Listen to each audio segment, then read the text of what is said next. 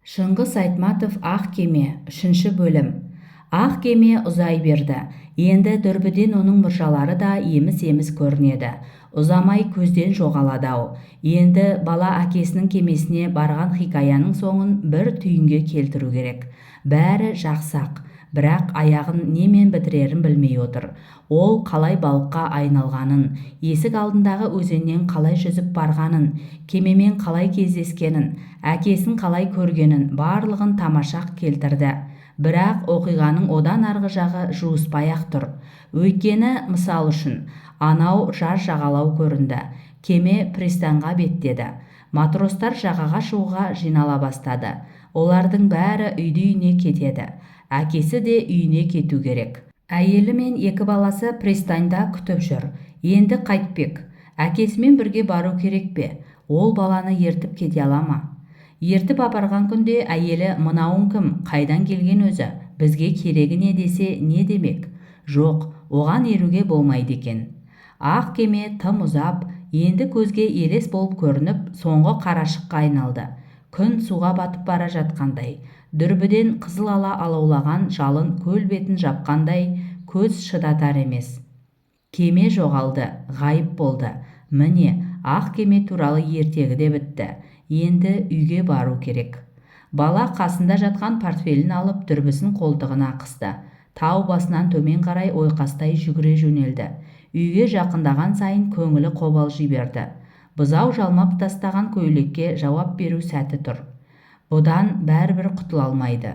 Неге болса да мойын ұсынып келеді. Бала өз көңілін өзі көтеру үшін қолындағы портфеліне: «Сен қорықпай-ақ қой, жарайды, бізге ұрсатын шығар. Мен бұзауға әжемнің көйлегін шайна дегенім жоқ қой, бірақ оның қораға қарай қалай кетіп қалғанын байқамаппын. Көп болса мені 1-2 рет түйгіштер, шыдаймын бәріне. Егер сені менің қолымнан алып лақтырып тастаса, қорықпа, сен сынып қалатын шыны емессің, портфельсің ғой. Ал мына дүрбі кемпірдің қолына түсе көрмесін, онда мұның тас талқаны шығады. Ең алдымен дүрбіні сарайға апарып тығамыз, содан кейін үйге кіреміз», деді. Бала осы айтқанын істеді. Ендігі бір азап табалдырықты аттап үйге кіру. Үйдің іші құлаққа ұрған танадай тым-тырыс. Қораның ішінде тірі жан жоқ. Барлығы да осы жерден жаңа ғана көшіп кеткендей мылқау тыныштық.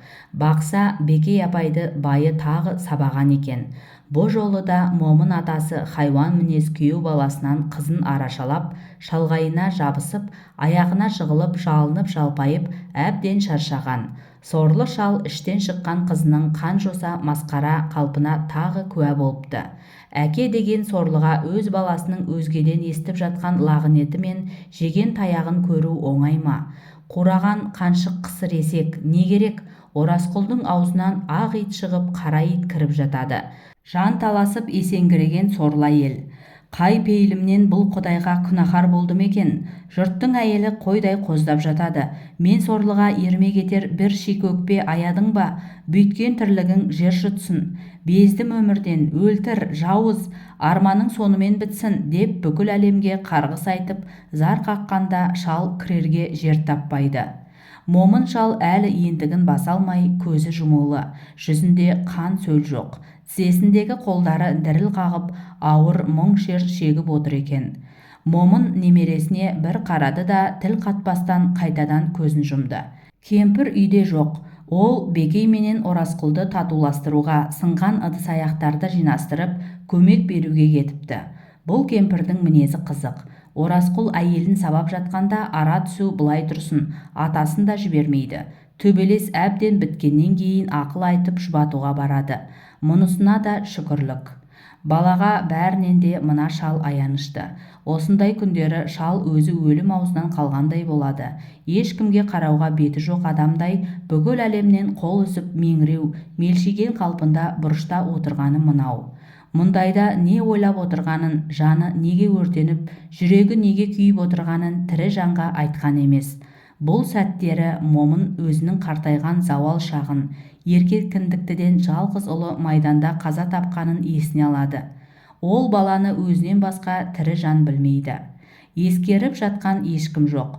Ол тірі болса, мынадай қор тірлік, лағынет, қамыт болмас па еді? кім білсін, өзінің бар қызығын, қасіретін ортақ өткізген кемпірі де дүние салды. Қартайғанда ол да жанды жегідей жейді. Бәрі тағдырдың ісі шығар. Бірақ екі қызының бірде-бірі бақытты болмады-ау. Кіші қызының баласын бұған тастап қалаға барғандағы күні анау. Қоралы жанмен аядай бөлмеде итшілеген өмір. Екіншісінің Оразқұлмен көрген күні мынау. Шал мұның жанында болғаннан не пайда? Қыз үшін барлық қорлыққа, зорлыққа шыдап-ақ келеді. Бірақ тағдыр бұған ана болып бала қызығын көруді жазбапты. Оразқұлмен қосылғанына қаншама жылдар өтті. Жар қызығынан да, үй қызығынан да әбден бойы суыған. Амал қанша, барар жер, басар тауы жоқ. Кәрі қойдың жасындай жасы қалды. Ертең бұл пәниден көзі жұмылып кетсе, мына бейбақ қызының халі не болмақ? Бала кеседе тұрған айран менен бір үзім нанды жеді дағы, терезенің алдына барып бүрісіп отыра кетті. Шам да жаққан жоқ. Өзімен өзі болып отырған атасының мазасын алғысы келмеді. Бала да өз ойымен әуре. Бекей апайдың әумесер адамға арақ беріп есіртетініне күні бүгінге дейін түсінбейді. Өзі таяқ жеп алған соң оның алдына тағы жартылық қояды. Әй Бекей апай, қайтейін сені. Талай рет байы өлімші қылып сілейтіп салды. Бәрібір кешіре береді. Момын атай да қарсы тіс жарған емес.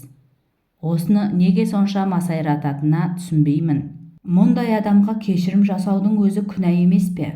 Бұл барып тұрған көргенсіз, дөрекі, қатыгез адам. Тіпті осы үйлерге керек жоқ мұның. Онсыз да күн көруге болады ғой. Баланың ұшқыр қиялы Оразқұлды әділет жолмен қалай айыптауды айқын қолмен ұстағандай көріп отыр. Міне, бәрі жабылып, тоң мойын, кір жаға, түйенің жарт етіндей хайуан Оразқұлды өзенге сүйреп барады. Аяқ қолынан ұстап тұрды дағы өзеннің қайнар иіріміне лақтырып жіберді.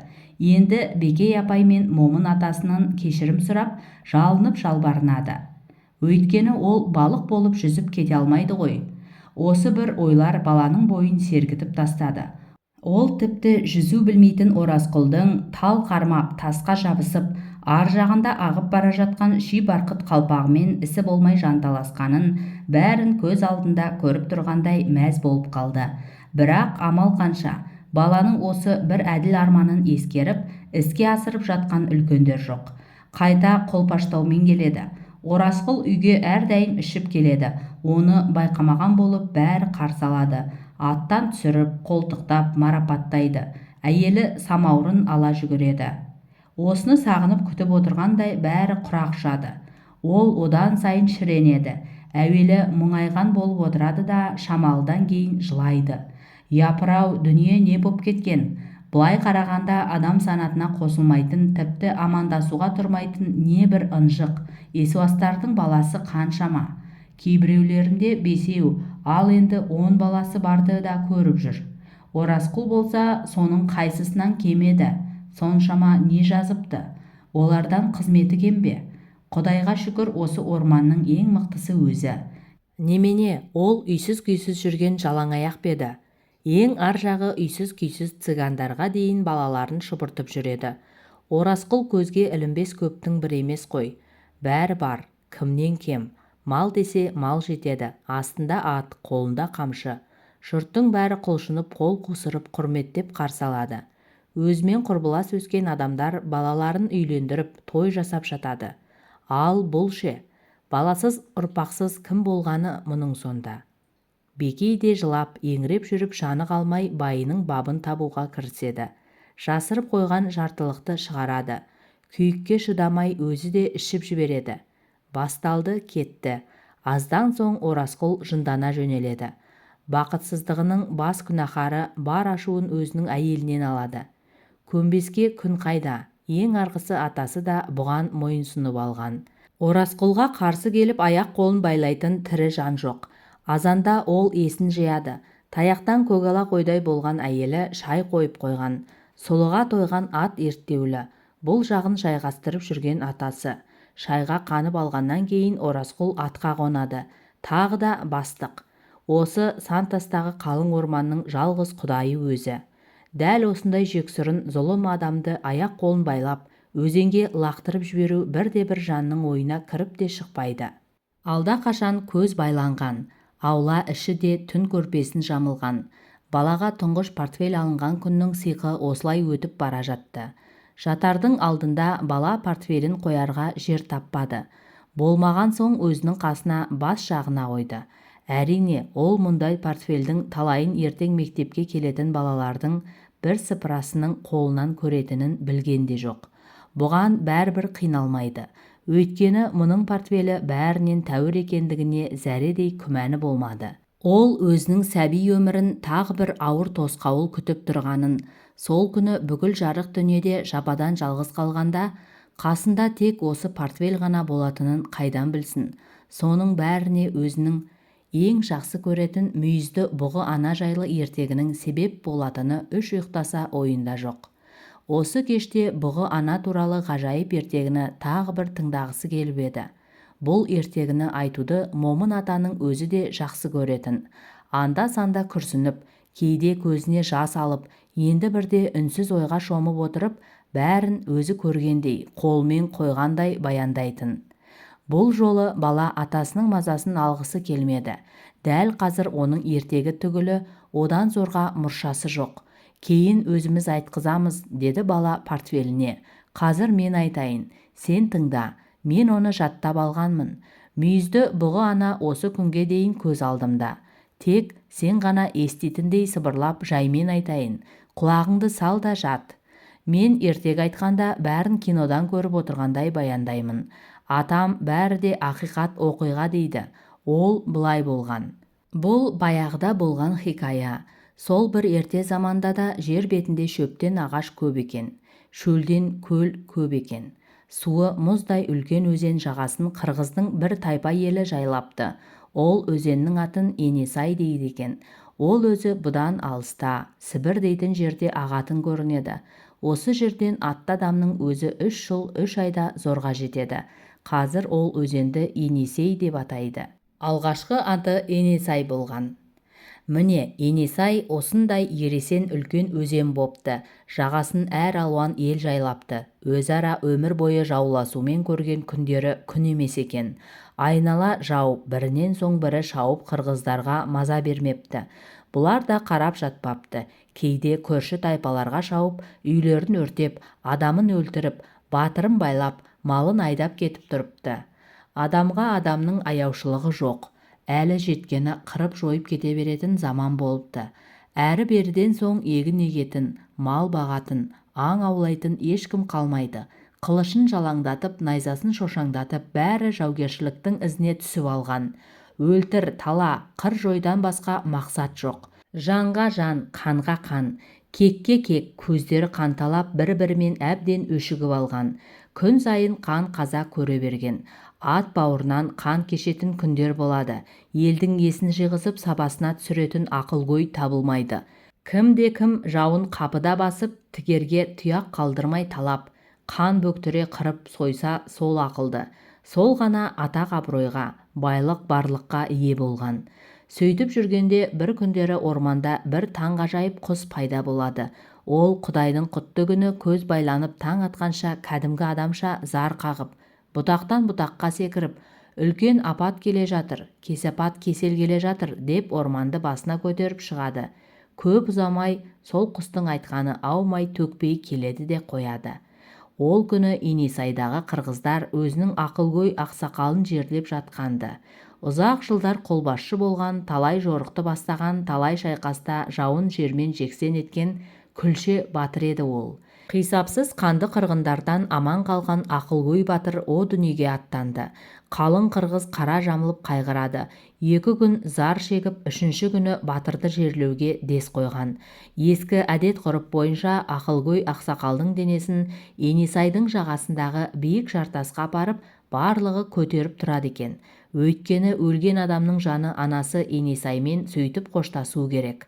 Ене деген ана деген сөз. Ал сай болса су ағатын аңғар. Марқұмның рухы осы жерге ақырғы рет Енесай жырын айтады. Енді марқұмның бейіті қазылған төбенің басына шығып, батырдың денесі салынған табытты бастарына көтеріп, дүниенің 4 құбыласына қаратады екен. Мынау сенің өз өзенің, мынау сенің өз мекенің, мынау өзіңмен бір кіндіктен тараған өз жұртың. Сені о дүниеге шығарып салуға келдік. Топырағың торқа болсын. Кейінгі ұрпақтарға үлгі болу үшін батырдың бейітінің басына заңғар тас орнатады екен. Осы қайғылы күні тайпаның барлық киіз үйлері өзеннің жағасына қаз-қатар тігіліп, әркім өзінің табалдырығынан шығып, батырдың денесімен қоштасады екен. Сырыққа байланған әр үйдің босағасындағы ақ туды жерге еңкейтіп, жұрт жоқтап, әркім өз есігінің алдында дауыс салады. Содан кейін барып бірінен соң бірі табыттың соңынан ере береді. Тігілген үйлерді адақтап болған соң тайлы таяғы, еңкейген қарт, еңбектеген баласына дейін қалмай шұбап батырды жерлейтін жерге барады екен. Сәске түс болып қалған уақыт, азалы күннің барлық дайындығы біткен. Қыл құйрық байланған батырдың туы да, сауыт сайманы да тысқа шығарылған. Жорыққа мінген атында қаралы жабу. Енді міне жүздеген жігіттер керней шалып, дауылпаз қағып күллі әлемді күңіренткелі тұр.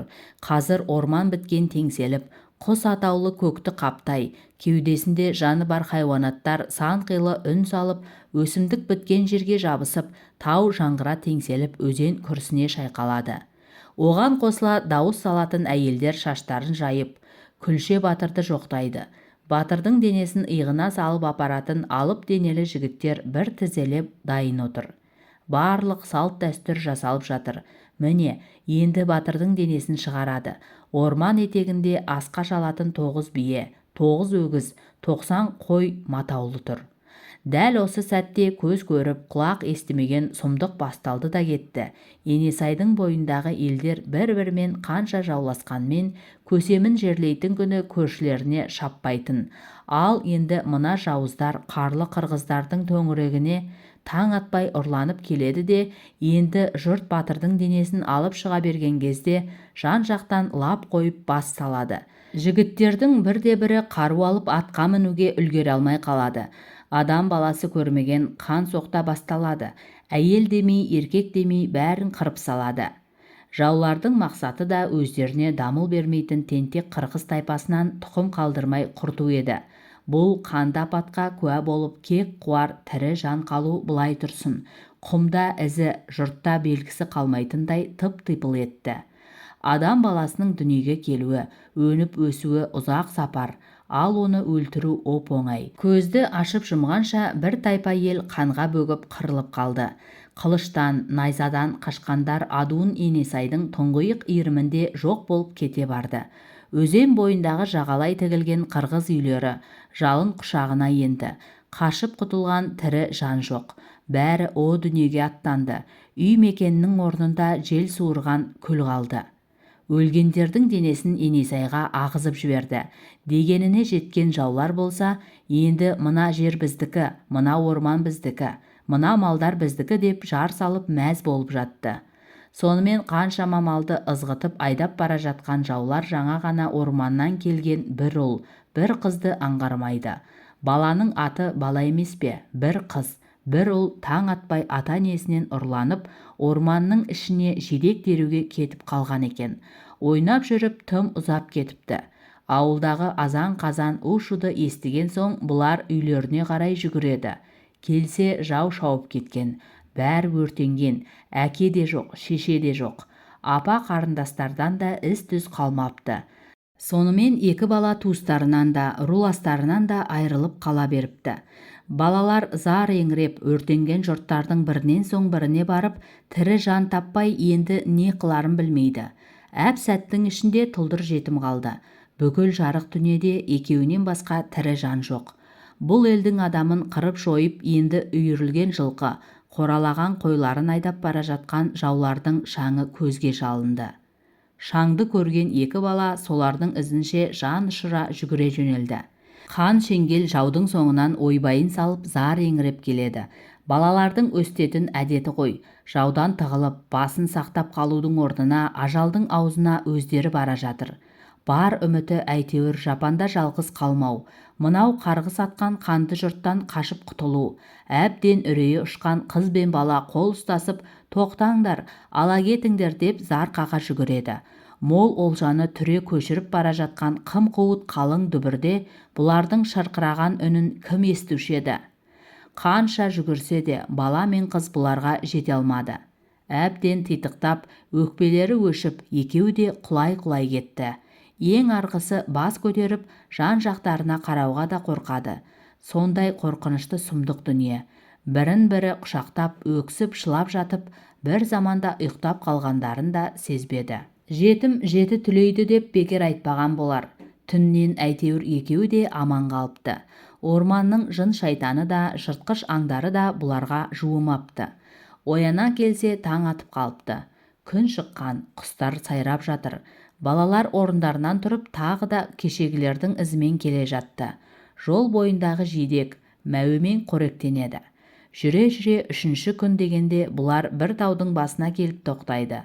Қараса жазық жайлауда ұлан-ғасыр той болып жатыр. Тігілген үйлерде, асылған қазандарда, сапырылысқан халықта қисап жоқ. Қыздар әткеншек теуіп, ән шырқап мәз-мейрам. Бірін-бірі бүркіттей бүріп, асықтай иіріп халықты қырғын қызыққа батырып, күш сынасқан балуандар. Жаулар өзінің ұлы жеңісін осылай тойлап жатыр еді.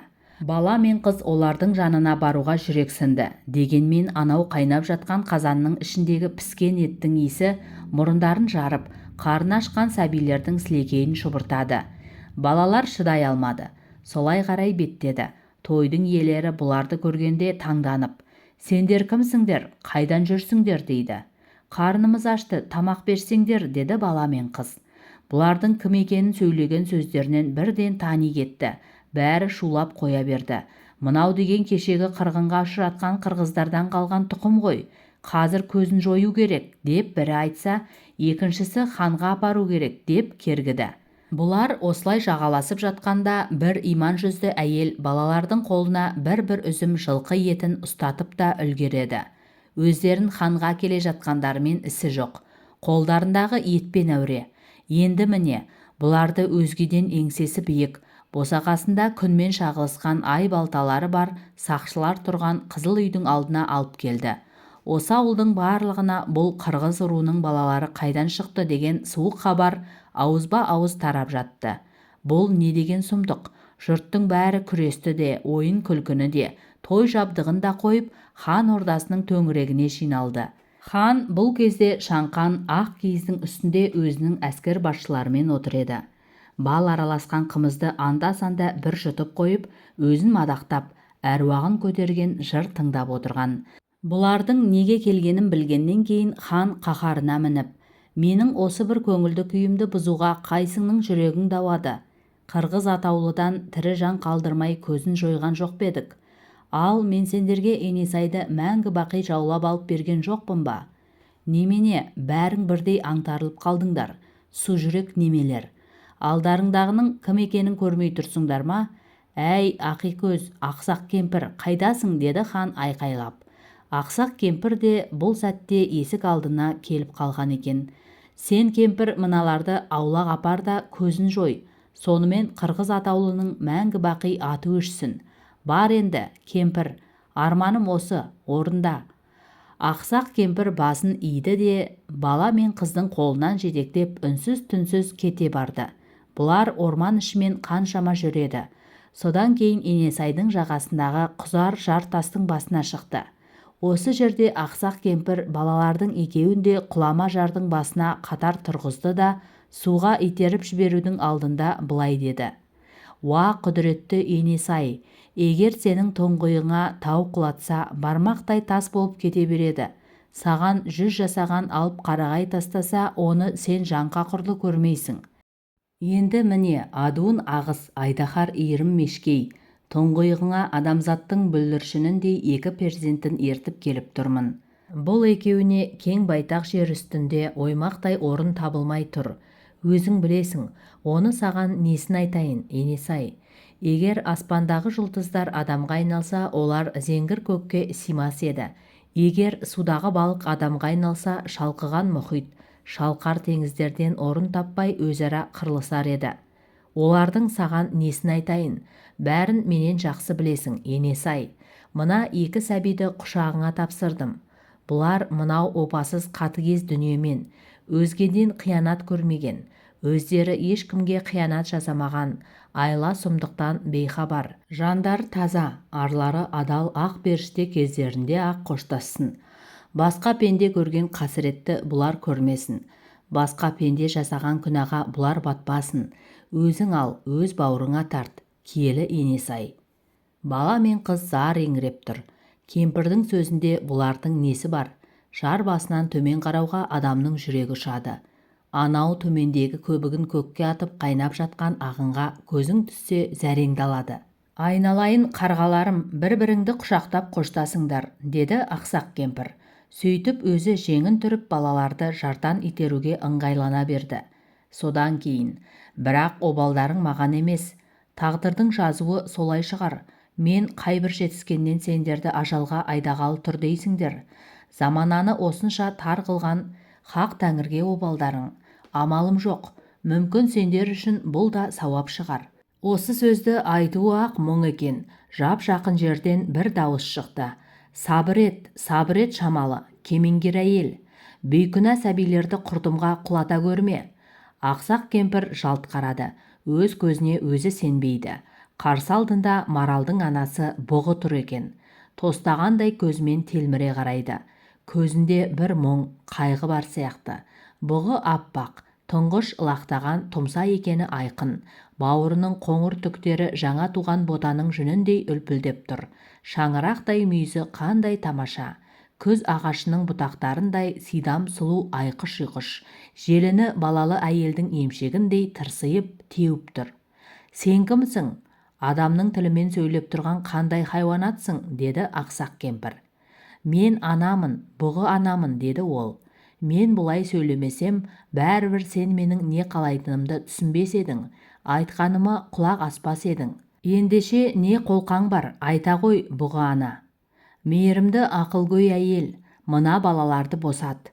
Бар өтінішім осыларды маған ертіп жібер. Бұлардың саған керегі не? Адамдар менің екі лағымды өлтіріп кетті.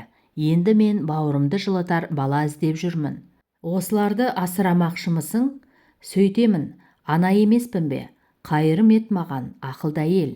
Сен бұны айтардан бұрын ойландың ба? Аңқау жануарым-ау, деді ақсақ кемпір күліп. Ойбай-ау, бұлар да адамның баласы ғой. Ертең ержеткен соң тағы да сенің лақтарыңды қырып күн көрсетпейді ғой. Бұлар буыны бекіп, бұғанасы қатқанда менің балаларыма тимейді, деді бұғы ана. Өйткені мен бұлардың анасы болам. Бауырымда өседі. Бір емшектен сүт емген төлдер еш уақытта бір-біріне қиянат жасамайды. Әй жарықтық жануарым-ай, сен адам деген мақұлықтың мінезін білмейсің ғой, деді басын шайқап кемпір. Сен сияқты орманда жүрген хайуан деймісің? Бұлардың бір-біріне мейірімі жоқ. Екі аяқтының қандай екенін білсін деп мен осы жетімдерді саған ертіп жіберер едім. Ертең адамдар көрсе, бұл екеуін табанда атып өлтіреді ғой. Қайғыңның үстіне қайғы жамап керегі не? Осы айтқаным келмесе қарада тұр. Мен бұларды ешкім көрмейтін аяқ жетпес алыс өлкеге алып кетемін. Рахым ете көр сәбилерге, жібере ғой. Мен бұлардың нағыз мейірбан анасы боламын. Көрдің бе? Емшегім сыздап шыдатпай барады. Менің сүтім бала аңсайды, сәби керек соратын. Маған да мейірімің түссін, ақылгөй әйел. Олай болса мен саған не дейін, деді ақсақ кемпір сәл ойланып.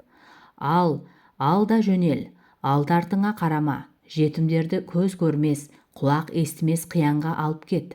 Ұзақ жолға шыдай алмай бұлар зорығып өліп кетсе, болмаса қарақшыға ұшырап қаза болса, не ертең ержеткен соң адамдықтарына бағып, ақ сүт беріп асыраған сені өзегіңе теуіп кетсе, маған өкпелеме, өз обалың өзіңе. Бұғы ана ақсақ кемпірге рахмет айтты, ал бала мен қызға былай депті.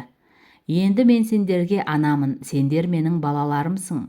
Мен сендерді ертегі орман қарлы шыңдардың қақ ортасына қайнап жатқан ыстық көл дейтін теңіз бар, соған апарамын. Бала мен қыздың қуаныштары қойнына сыймай, шаңырақ мүйіз бұғы ананың соңынан жүгіре жөнелді. Жүре-жүре шаршады, шалдықты. Бір өлкеден екінші өлкеге жету оңай ма? Сапар ұзақ. Егер түнде жатқанда бұғы ана бауырына басып жылытпаса, ертелі кеш сүтін беріп асырамаса, Олардың күні не болар еді? Сонымен әлі жүріп келеді. Бұлар ұзаған сайын бұрынғы мекендері енесай алыстап қала берді. Беттеген жаңа мекендері Ыстықкөл әлі ұзақта жатыр. Жаз бенен қыс өтті, көктем мен жаз өтті. Тағы күз, тағы да жаз, тағы да қыс, тағы көктем, тағы да жаз. Енді күз туғанда барып бұлар қалың жыныс орманға кірді. Талай шөлдерден, талай құмдардан, талай таулардан, талай адуын өзендерден өтті. Неше түрлі қасқырдың үйірі бұларға ұмтылғанда мүйізді бұғы ана екеуін арқасына салып алып жыртқыш аңдардан құтқарды. Атқа мінген аңшылар садақтарын кезеп, бұғы ана адамның балаларын алып қашып барады, ұстаңдар, жібермеңдер деп іздеріне түсіп талай оқ атты. Бәрінен де құтқарған, бәрінен де аман сақтаған бұғы ананың өзі болды. Қанша жөнелгенде бұғы ана бәрінен жүйрік. Арқасындағы балаларына «Мықтап ұстаңдар, құлап қалмаңдар, қуғыншы қалмай келе жатыр» деп ақыл айтумен болды. Ең ақырында бұғы ана өзінің балаларын Ыстықкөлдің жағасына алып келді. Бұлар таудың басында тұрып аң-таң қалды. Айнала қарлы шың, жасыл орманның қақ ортасында шексіз шетсіз шалқыған теңіз жатыр. Көк жалқынның бетінде ақ көбік атқан толқын, самал жел, оларды екшеп, әлде бір алыс дүниеге алып бара жатқандай. Ыстықкөлдің қайдан басталып, қайдан аяқталарына көз жетпейді. Бір жағынан күн шықса, екінші жағына батып барады. Ыстықкөл төңірегіндегі тауларда да қисап жоқ. Таудан соң тау бірін-бірі бүркеп жатқан тылсым жұмбақ. «Міне, сендердің жаңа мекендерің осы болады», деді мүйізді бұғы ана. «Осы жерде тірлік етесіңдер. Жер жыртып егін саласыңдар. Балық аулап мал өсіресіңдер. Мыңдаған жылдар баянды өмірлерің осында өтеді. Үрім бұтақтарың өніп өсіп, үбірлі-шүбірлі болыңдар. Алыс өлкеден алып келген ана тілдеріңді ұмытып қалмаңдар. Өз тіліңде айтқан сөзге сөз жетпейді. Өз тіліңде салған әнге ән жетпейді. Адам аттарыңа лайық рахат өмір сүріңдер. Мен болсам әрдайым сендермен бірге, мәңгі бақи сендердің ұрпақтарыңмен бірге боламын». Сонымен жаңағы бала мен қыз бүкіл қырғыз әулетінен қалған екеуі ғана осы бір мәңгі берекелі жаңа өлкеге ие болған екен. Уақыт зырлап өте береді. Бала өсіп азамат болды, қыз да бойжетті. Содан кейін екеуі қосылып, бірі байы, бірі әйел болды. Ал мүйізді бұғы ана болса, ол да Ыстықкөлден ұзамай осы қалың орманның ішінде қала берді. Бір күні елең-алаңда тыныш жатқан Ыстықкөл аспанға ақ көбік атып шайқалып қоя берді. Сөйтсе жас әйелді толғақ қысқан екен. Жігіт қорқып кетеді. Сасқанынан жартастың басына жүгіріп шығып: «Уа, қайда жүрсің, мүйізді бұғы ана? Естимісің мына Ыстықкөлдің шайқала ыңыранып кеткенін? Қызың босанайын деп толғатып жатыр. Тезірек келе көр. Уа, аяулы анамыз, келіп қол ұшыңды бер» деп айқай салды. Осы кезде алыстан естілген керуеннің сарынындай салдыраған қоңыраудың үні еміс-еміс естілді. Қоңырау үні жақындай берді. Сөйтсе асығып келе жатқан бұғы ана екен. Бесікті мүйізіне іліп алыпты. Бесік ақ қайыңнан жасалған екен. Бөгендігіне қоңырау таққан. Осы күнге дейін Ыстықкөл жағасында тұратын қырғыздардың бесігіне қоңырау тағу салты содан қалыпты. Шешесі бесікті тербеткенде оның күміс сылдыры алыстан мүйізді бұғы ана келе жатқандай ғажайып үн шалады. Бұғы ана келуі ақ мұң екен, әйел босанады. «Мына бесікте сендердің тұңғыштарың жатады», деді бұғы ана. «Шүкір, балаларың әлі көп болады, 7 ұл 7 қыз өрбейді сендерден». Ата-ананың қуанышында шек жоқ. Өздерінің тұңғыш перзенттерінің атын бұғы ананың құрметіне Бұғыбай деп қояды. Бұғыбай өскеннен кейін Қыпшақ елінің бір сұлу қызын алады. Ол екеуінен бұғы атанған бір тайпа ел өрбейді. Бұғының жігіттері шеттерінен алпамсадай ірі, қайратты келеді.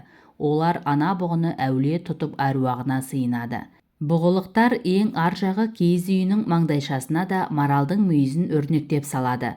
Алыстан көзге шалынатын осы өрнек бұл үйдің бұғы әулетіне жататынын бірден танытады. Бұғы әулетінің жауға шапқанда, бәйгі балуанға түскенде айтатын ұраны да бұғы болды. Соны атасақ бұғылар жеңіп шыға келеді. Ыстықкөл маңындағы қалың орман ай мүйізді ақ маралға толады. Оларға аспандағы ай мен жұлдыздың өздері де қызығыпты деседі. Бұлардың бәрі де сол баяғы мүйізді бұғы анадан тараған төлдер еді. Оларға ешкім тимейді, бетінен ешкім қақпайды. Бұғы әулетінің адамы атынан түсіп, алдымен соған жол береді екен. Өзінің айтулы ару қыздарының атын Ақмарал деп қоятын болды. Осы бір дәстүрді бұғы әулетінің үлкен бір ақсақалы дүние салғанға дейін ешкім бұзбапты. Бұл өзі өмірінде мыңғырған қой, мыңдаған жылқы өсіріп, даңқы шартарапқа тараған атақты бай еді. Айналасындағы тірі жанның бәрі осының есепсіз малын бағатын. Енді балалары өлген әкесіне ас береді. Осы бір айтулы асқа дүние жүзіндегі атақтылардың бәрін шақырады.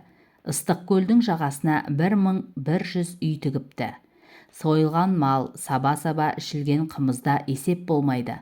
Ең аржағы Қашқардың неше түрлі тәтті тағамдары да осы астың дастарқанында болады. Байдың мақтаншақ балалары жұрт көрсін, артында қалған ұрпақтың жомарттығын байқасын, өлген атаны қалай сыйлау керек, абыройын қалай сақтау керек, соның барлығын білсін деп тыраштанып жатты. Дүние салған байдың балалары кигізген құндыз ішік, кәмшат бөрік, солар мінгізген атқа мәз болған жандайшап жыршылар бұларды айнала мақтап, жер көкке сыйғызбай жар салды. Жарық күннің астында мұндай ас берген, әруақ сыйлаған кім бар, деді бірі. Мына дүние жаралғалы құлақ естімеген, көз көрмеген байлық екен, деді екіншісі. Тек қана біздің елде ата-ананы, абырой атақты, әкенің аруағын осылай құрметтеді, деді үшіншісі. Ей, есерсоқ, жандайшаптар, неге соншама шулайсыңдар? Бұл байлықты, бұл астың даңқын, жомарттықтың жолын бүкіл әлемге паш етіп жеткізуге тіл жетпейді, деп лепірді төртіншісі. Күні түні осылай мақтау-мадақтаудың өзара шайқасы өтіп жатты. Осы бір астың думаны бірнеше күнге үзілген жоқ. Мақтау сөздерге әбден есірген бай балалары дүние жүзінде болмаған, құлақ естіп көз көрмеген, ел айта жүретін есте қалар бір қимыл жасауға бет алды. Сондағы тапқандары әкелерінің басына маралдың мүйізін қою болды. Өйткені маралдың мүйізі осы қабырда жатқан атақты бабасының мүйізді бұғы ананың ұрпағынан екендігін анықтайтын еді. Дүние салған байдың балаларына ақыл айтып, тоқтатуға ешкімнің шамасы келмеді. Өйткені бұлар атасының даңқын да, өзінің атағын да осылай шығармақшы болды. Айтты бітті, кесті үзілді дегенін жасады. Орманға мергендер жіберіп марал аттырды. Олардың мүйізін кестірді.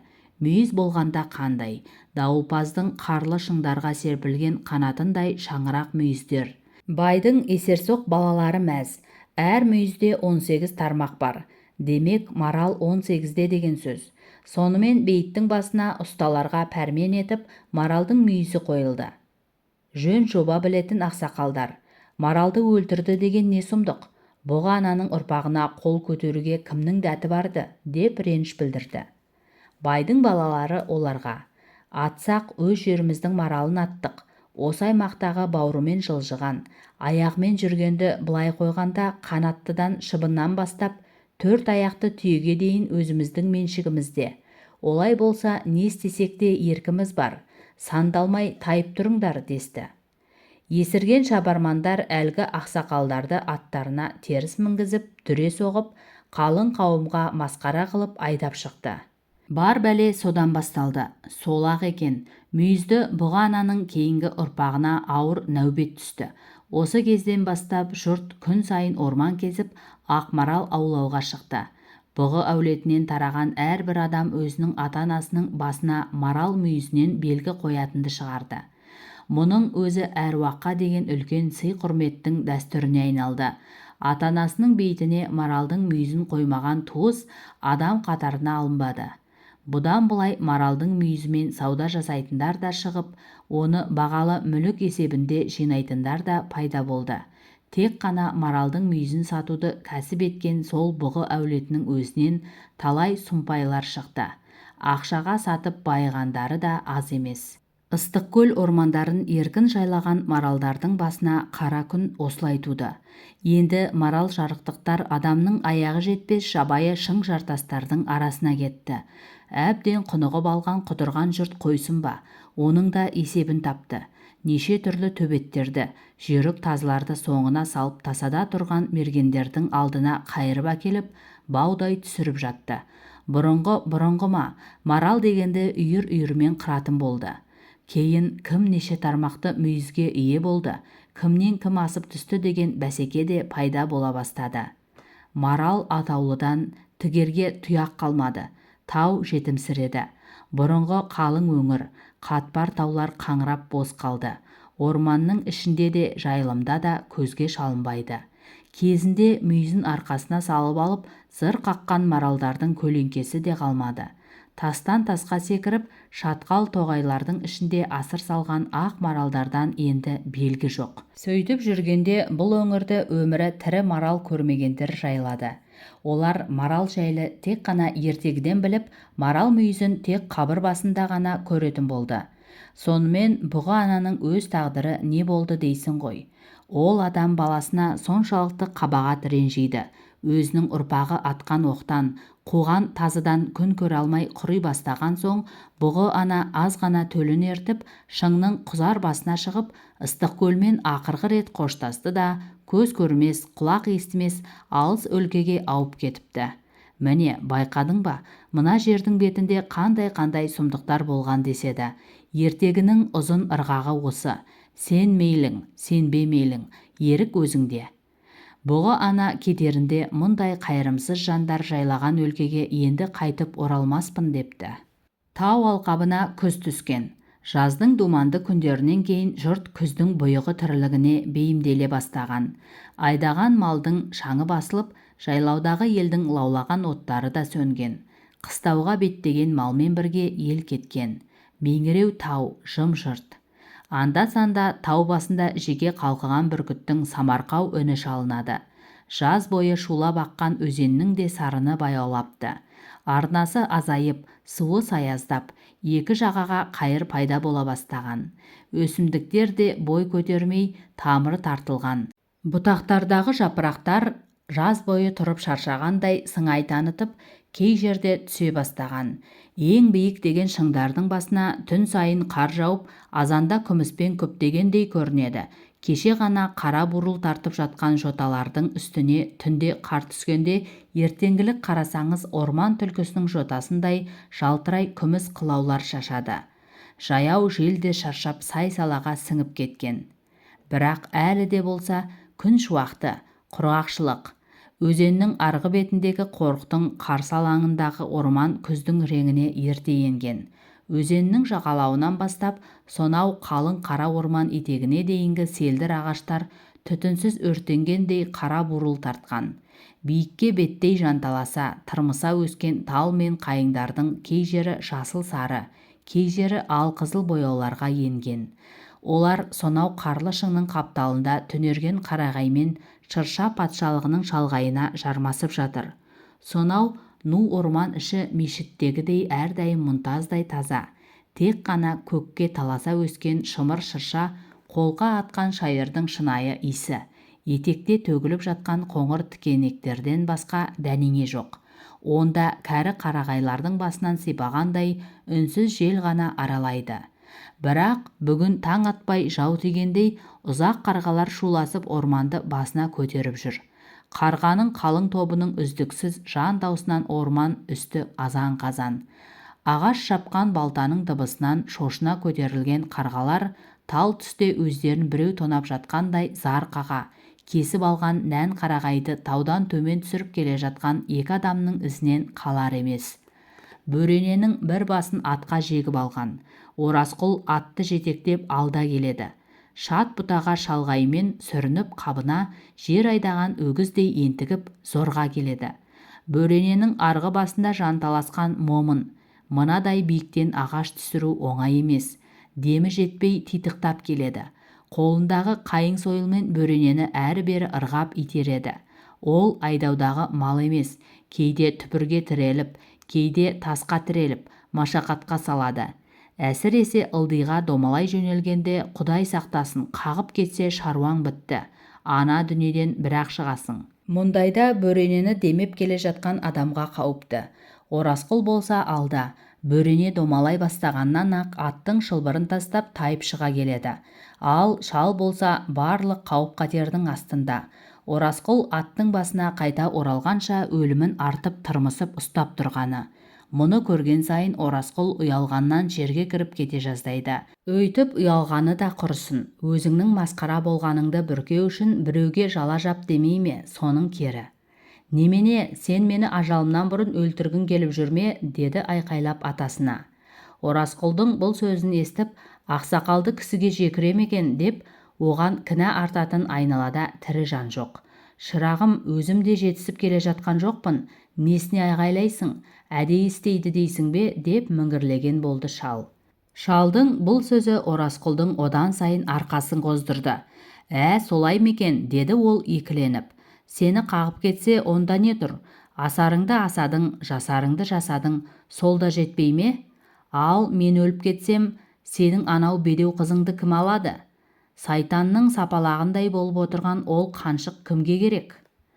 Ай баламай, қаты кессің-ау, адамға деген бір мысқал мейірімің болсайшы, деді момын шал бар болғаны. Мұны естігенде Оразқұл мелшиіп, орнынан қозғалмай тұрып шалдың бас аяғына бір қарап алды. Сен сияқты шалдар алда қашаннан ошақтың басында отқа арқасын қыздырып жатыр.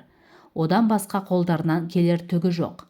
Ал сенің болса жалақың жүріп жатады. Сол ақша қайдан? Аспаннан түсе ме? Жоқ, біле білсең, бәрі менің арқам. Одан артық саған қандай мейірім керек? Жарайды шырағым, әшейін айта салған сөз ғой менікі, деді момын шал жуасып. Бұлар осылай келе жатты. Әудем жер жүргеннен кейін тағы бір ылди қабаққа келіп демалды. Аттың да ақ көбігі шығып ентігін баса алмай тұр. Ұзақ қарғалардың у-шуы баяғы күйі, басылар емес. Қаптаған қарғалардан аспан көрінбейді. Бүгінгі барлық кәсіптері кешке дейін орманды басына көтеруге арналғандай ызғып тынар емес. Қыстың ерте түсуін сезіп жүрау осылар, деді момын шал, сөздің бетін басқаға бұрып. Оразқұлдың ашуын басайын деген ниетпен. Бәрі жиналып жатқаны басқа жаққа аууға бет алған ғой. Бұлар да тиыштық іздейді. Тынышын алғанды ұнатпайды, деді шал есуас қарғалардың атынан кешірім сұрағандай. Бұлардың тынышын кім алыпты, деді жалт қарап Оразқұл. Біреу буындырғандай өзінен өзі қызарып кетті. Алжи бастағансың-ау сен шал, деді. Үні баяу шыққанмен шалға деген зіл бар. Көрдің бе мынаның сөзінің төркінін, деді ол ішінен. Немене, мен мұның қарғаларының қамын ойлап, қарағайға қол тигізбей бір бұтағын да қозғамай отырайын ба? О не деген-ау, Құдайға шүкір, әзірше осы орманның құдайы да қожасы да өзім. Шулаған қарғаларға өшіге бір қарап, әттең әкелеріңді танытатын пулемет болар ма еді, деді де бір былапыт сөздер айтып бұрылып кетті. Момын үндеген жоқ. Күйеу баласының боқтық сөздеріне алда қашан құлағы үйренген. Тағы жыны ұстай бастады, деді ішінен шал мұңайып. Ішіп алса жынданады. Мастығы тарқадау деген кезінде де сөзге қонақ бермейді. Адам баласы неге бұлай жаралды екен, Сен бұған жақсылық істесең, мұның жамандығы әзір. Ұялу, ойлану дейтін мұнда жоқ. Адамда имену деген болмай ма екен? Өмір бойы осыныкі ғана жөн сияқты. Өз басының бабы табылса болды. Айналасындағының бәрі құрдай жорғалап, құл болып жүру керек. Айтқаны болмаса тағы басың бәлеге қалады. Мұндайлардың осындай тау арасында 4-5 адамға ғана бастық болып жүргеніне шүкіршілік. Ал бұдан үлкен билікке қолы жетсе ше, Құдайым сақтасын, нағыз ем қонбайтындардың өзі. Өзі дегенде өңешіңді суырып алуға даяр. Мұндайдың қол астына бір түссең құтылу да қиын. Сені жерге сіңіп кетсең де тауып алады.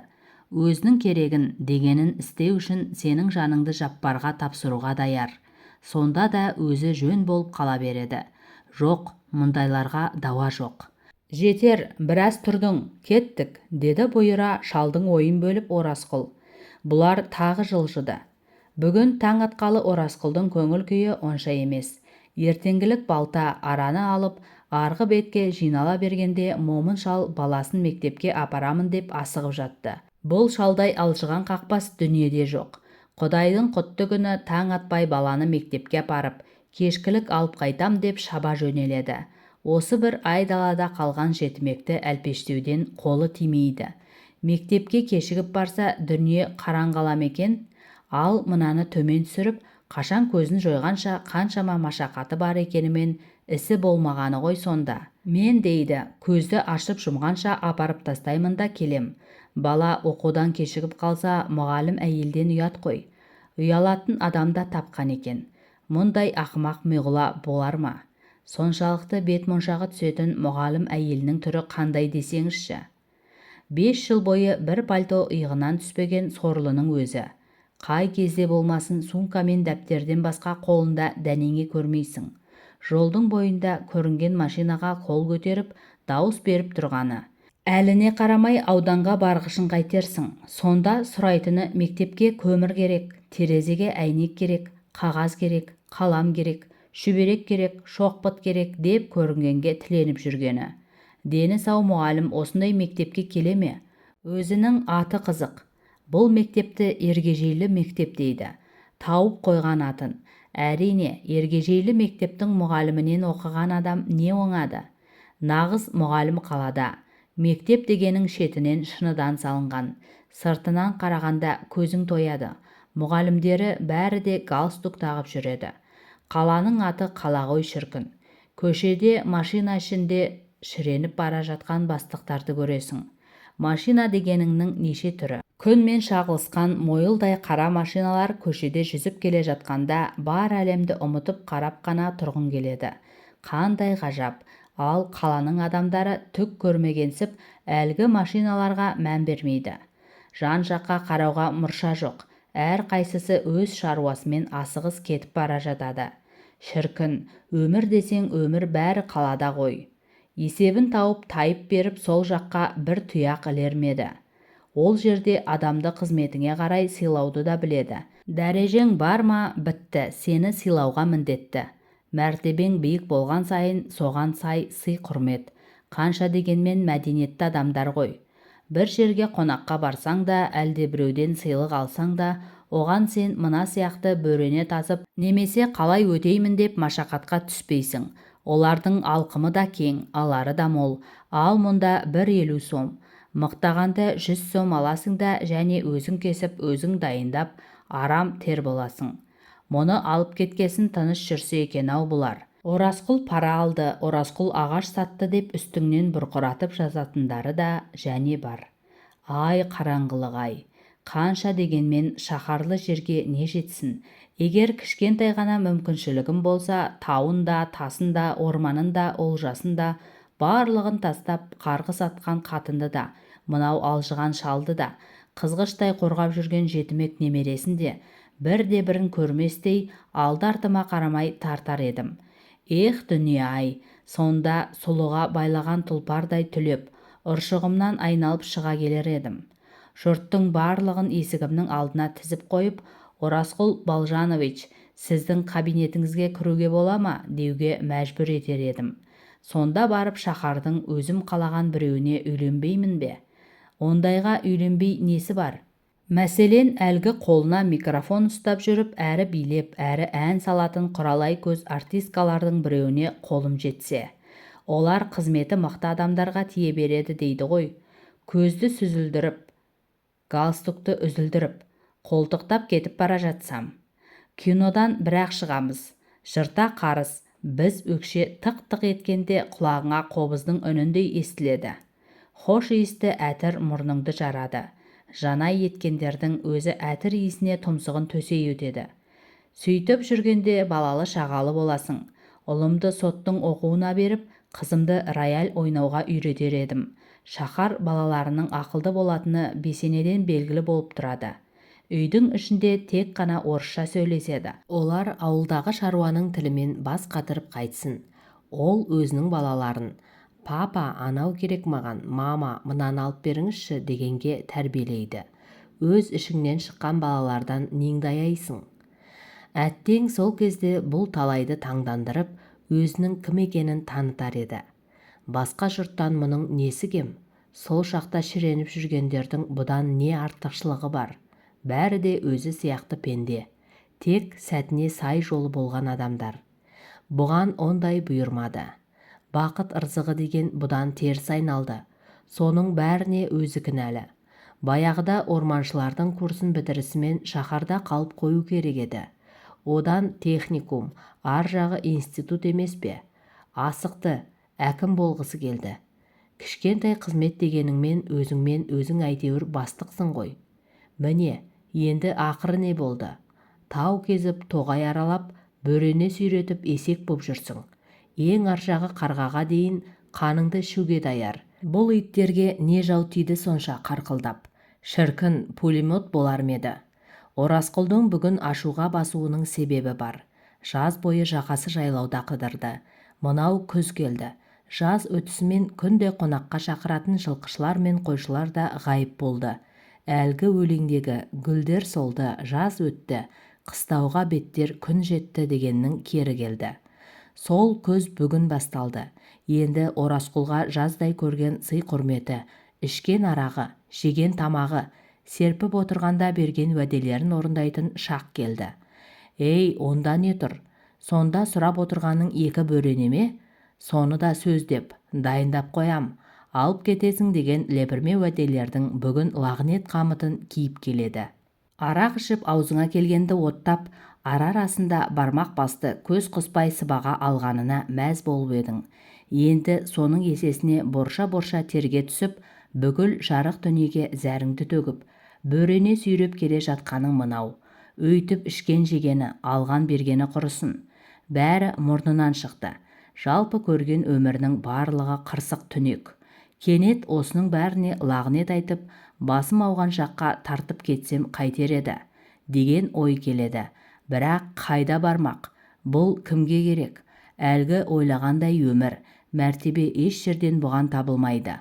Барлығы бос қиял екенін өзі де түсінді. Берген уәдеңді орындамай, осы жерден аттап басып көрші. Басқаны былай қойғанда кеше ғана өзімен ауыз жаласқан достарақ мұны масқара етеді. Халық деген қазір азған ғой. Бұрнағы жылы өзімен рулас, кәдімгі бұғы руынан шыққан жолдасына қозы бергені үшін бір бөрене атағанды.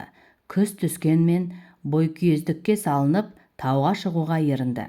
Өйткені іске асатын айтулы қарағайлардың бәрі биікте. Уәде беру оңай болғанмен, сонау таудың ұшар басындағы құшақ жетпес қарағайды қырқып, төменге жеткізу оңай ма? Дені сау адам алтын берсең де мұндай машақатқа мойын ұсынбайды. Мұның сорына дәл сол кезде момын шал ауырып, төсек тартып жатып қалар ма? Жалғыз өзінің қолынан келмейді. Кім болса да бөренені төмен түсіру жалғызіліктіге мүмкін емес. Ондай бәленің боларын алдын ала білгенде Сейдахметті-ақ ертіп алатын еді. Бірақ бұған да жалқаулығы ұстап, берге тектен бетке қараған нашарлау біреуін әкеп бере салды. Анау оған оңайлықпен көне қойсын ба? Жолдас, байқа, бұл не масқараң? Берсең іске асатынын бер, мынауың болмайды деп қыр көрсете бастады. Ақыры тоқты алуды білесің, уәдеңде неге тұрмайсың дегенде Оразқұл шыдай алмай, алсаң ал, алмасаң тайып тұр деп қуып шыққан. Ол жігіт те тегін емес екен, есесін жібермепті. Сантастың орманшысы Балжановтың үстінен неше түрлі жаланы төндіріп, жоғарыға арыз айдапты. Оның жазуына қарағанда социалистік орманның жауы. Оразқұл сияқтыларды табанда атып жіберу керек. Бұл арыз барысымен ауданнан келген комиссия, орман министрлігінен келген комиссия Оразқұлды біраз жерге сүйреп, тексеріп әбден есін шығарған. Әйтеуір бұл даудан азар алда дегенде аман қалған. Міне, туысқан дегеннің түрі осы. Кездесе кетсең, бәріміз де мүйізді бұғы анадан тарағанбыз. Біріміз үшін бәріміз, бәріміз үшін біріміз деп бөсетіндері барау бұлардың. Қарап отырсаң бәрі бос былшыл. Өйткен бұғы анаңды сайтан алсын. Көк тиын үшін бір-бірінің көзін шұқып, алқымнан алып түрмеге отырғызуға даяр. Өйткен руластығыңды жер шұтсын. Баяғы надандықтың кезіндегі адамдар бұғы ана дегенге сеніп мәз болған. Япырай, сол заманның кісілері қаншама қараңғы, аңқау, ақымақ болған десеңізші. Қарап отырсақ күлкің келеді. Ал қазіргі адамдардың бәрі шүкір мәдениетті, көзі ашық, сауатты. Сәбилерге ермек болатын ертегі қазір кімге керек? Осы хикаядан кейін Оразқұл таныс болсын, руласы болсын, тіпті екі туып бір қалғаны болсын, мүйізді бұғы ананың бауырынан кеше шықтым десе де тірі жанға осы орманнан бір тал шыбық, сынық бұтақ бермеске ант еткен. Міне, желегін жамылып жайсаң жаз тағы келді. Жасыл жайлауда жұмыртқадай ақ үйлер бой көрсете бастады. Ызғыған малдың у-шуы, ошақтардан шудалана көтерілген түтін, шулаған өзен, күлімдеген күн, иісінің өзі мас қылатын жас қымыз, қаптаған гүл бәйшешек, кәдімгі жас салтанаты мұндайда киіз үйдің көлеңкесінде көз көрген дос-жарандармен бал татыған қымыз бен жас қозының етіне басып отырғанға не жетсін. Сол бір кәйіп үстінде басыңды шыр айналдыру үшін айғыр стақанмен бір тартып жібересің. Осы сәтте өзіңе 40 жылдық қарағайды түп тамырмен суырып, ана тұрған тауды тақиядай дөңгелететін күш пайда болғаны бар ғой. Мұндай күндері Оразқұлдың анты адыра қалады. Жұрттың бәрі қошеметтеп, осы орманның жалғыз құдайы сен дегенге мәз. Тағы да баяғы үйренген уәде, азды көпті алақанға түскендерді қағу, жылдар бойы буыны бекіп, бұғанасы қатқан өзін орманның патшасындай санайтын заңғар емен. Санаулы күнінің қалғанын қайдан білсін? Күз түскенде көресісін бірақ көреді. 3 бөлімнің соңы жалғасы бар.